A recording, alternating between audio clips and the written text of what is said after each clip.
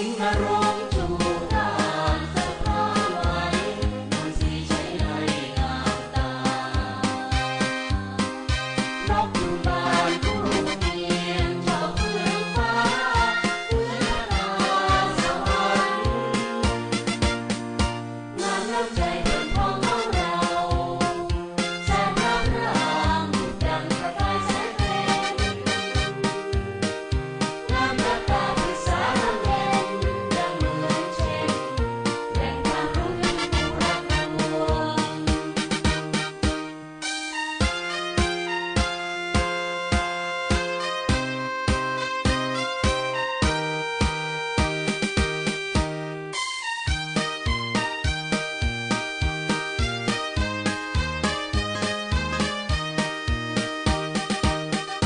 แหล่งความรู้ที่ผู้สัมพันธ์รวมรักมั่นผูกพันกันมาช้านาน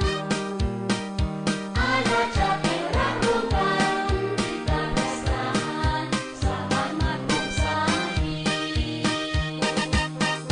มีสงครามชุมแพศึกษาเลิศคุณค่าแหล่งการศึกษาแห่งนี้สถาบันที่สูงศักดิ์ศรีรอน้องพี่ท่านโชคดีที่ได้ผ่านมากระทิ้งอารมณ์จูการสะท้อนไว้บนสีใช้ไหลงามตานกอยู่